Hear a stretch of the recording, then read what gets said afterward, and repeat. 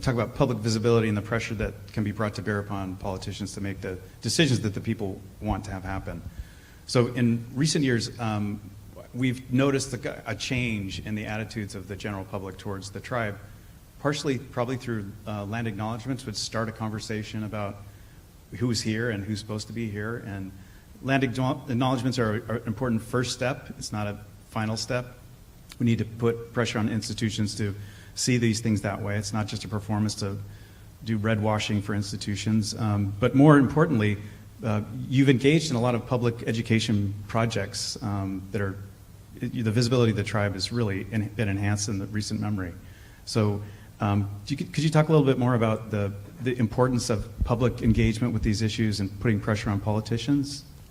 Well, I go back to our voice, the community being our voice. And you're right, acknowledgments is a first step, but we need to move beyond that acknowledgement. We need to start looking at one of the other priorities that I have for the tribe. The first priority is restoring our sovereignty. The second priority is, creating a homeland for our people, and that will come with the support of the community as well, right? Like I said, we live on valuable land. We have billion-dollar companies that have built their wealth on Muwekma land. So being able to create a native village, I really believe it's possible to keep the people here on our homeland, because our children can no longer stay here. The next generation will be gentrified out of our 10,000-year homeland. So it's important that the community, I know that we do share the value of justice, right? And correcting mistakes. And with that, bringing our visibility out to the forefront is so important. And to add to that, Muwekma has been doing a lot of community engagement, talking to the Presbyterian church community, talking to the high schools in the area, the Pali students at Palo Alto High School, the Bellarmine students. It seems like the high schoolers are the go-getters to me. They're the really socially activist-minded, and they're ready to change the world. And we've been impressed by their leadership and what they've done. They've organized postcard writing campaigns to the Bay Area delegation. Thousands and thousands of postcards are flooding them, right? Phone calls. They are getting inundated with the community. The church groups are organizing. We're having letter writing campaigns, not just in California, but in other states. So the word is spreading, and it's just a network, right? Like Jonathan Lockwood said, is follow Muwekma on Twitter, on Facebook. You'll see the rallies that are going to be planned, the protests that we're going to do. I mean, it's just going to keep rising in terms of momentum. And I want to add to that, it starts with the students. The students create the change. And I want to say it started right in the beginning when I first became chair in 2008, middle school, Peter Burnett Middle School. The renaming of Peter Burnett to the Muwekma Ohlone Middle School. It started with the kids. They asked the question, what happened to the Ohlone people? Where are they? And they reached out, they brought us forward. They amplified our voice out in the community, and that change happened.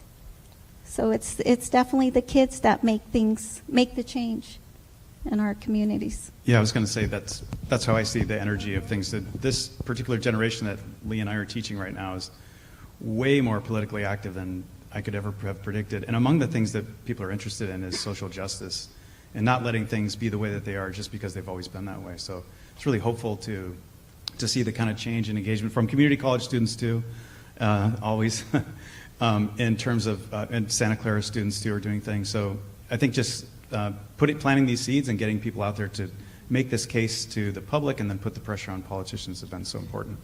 And we don't want to forget about the Justice from Muwekma Stanford students too. They did amazing work for us.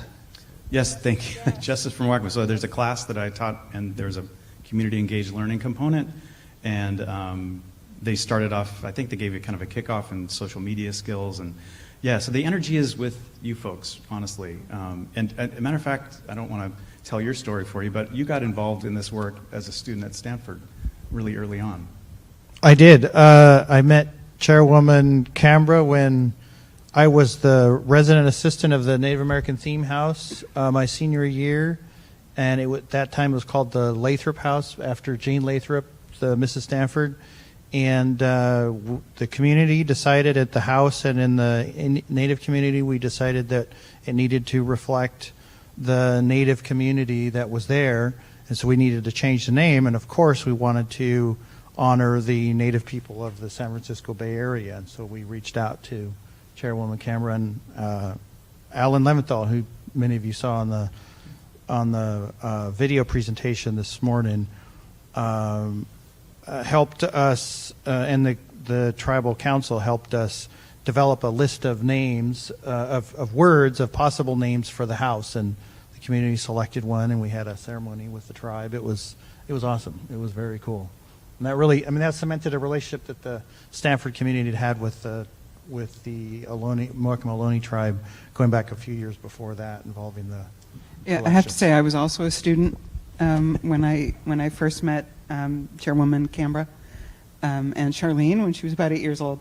And so, yeah, that energy that you can get and that idealism that you can have as a student when you come into contact with this really compelling story of this community that's surviving, and getting stepped on over and over again and never giving up, right? Always bouncing back.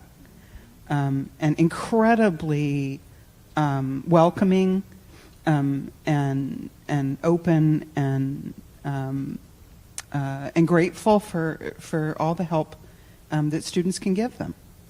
Right? I have to say I wasn't going to do anything in Native American studies because my father had done consulting work for Native American tribes, and we used to go to dinner, and some tribal chairman, I think in Arizona, told me, we hate anthropologists. And so I thought, well, I'm going to be an anthropology major, but I'm not going to work with Native American tribes because they hate anthropologists, and for good reason. And so I was working in South Pacific Islands in graduate school, and then I met Charlene's mother, and she's like, "What do you mean you're going to Tahiti? Right? We need you here, right?" And so to find a community that really valued anthropologists. Just as we're all sitting here today, that saw the value in sharing information, in bridging from the research skills that we learn in school as anthropologists and archaeologists, that actually saw that there was a usefulness to the tribe. It really is pretty unique, I would have to say, for anthropologists and archaeologists to feel that they're actually useful in the context of a Native American tribe. So I think that really, and so they built, right, these friends and allies, and enduring really relationships over 40 years, right? Because you're being useful. I'm not just studying something and writing a book to get tenure. I'm helping, these people who are struggling so hard for just this basic level of equity. Yeah. Lee, did you want to add to that? Since we're, it's a love fest for the students, I just want to point out that here at Santa Clara, there's a direct line between student activism and this event today. That, I think 2018, we have a quarterly diversity forum, and it was students who said, what about Native representation on our campus? And that's what led to the formation of the Ohlone History Working Group that Charlene was part of. And, this event today is an outgrowth of all of that. So shout out to you all. And, for all the students, high school, the community college, Stanford, Santa Clara, whatever, when you all become the next, when you go to work at Google and Oracle or whatever, hopefully that will bring about culture change at those institutions as well. Yeah. So there's another question here about repatriation, and it's kind of central to the story of Muwekma because much of the organizing in the late 20th century is around burials and the protection of human remains and sacred sites. And Laura, you're involved in one of the earliest repatriations in the country, probably the first voluntary repatriation. And I want to stress that repatriation is not, when it comes down to it, it's a fulfillment of human rights legislation. The UN Declaration on the Rights of Indigenous Peoples and the UN Declaration on the Rights of People state that part of being treated fairly includes the right for a faithful disposition of your dead. So it's not just something that's a small issue, it's a very big issue. And part of erasure, and if you look at the definitions of genocide, are taking away the the narratives of people and the disposition of their sacred sites and the places that are thought to be most important. So it isn't a small issue. And Berkeley, UC Berkeley's not here to represent itself, but there are 500,000 artifacts over there that have been there forever. And Mwekma has knocked on that door. Les and people here have done that for a long time. It's important that Berkeley's there to shine a light on what bad institutional behavior can look like. And no, it's the truth. It's just bad. And you really need to have people who are in those institutions kind of move on and retire. And seriously, that's when things take place, then changes are made. But always the pressure of the public, because we really need this public pressure. And the argument is about economics, it's about community, but it's also about the rights of human beings to be human in the kinds of communities that they want to construct.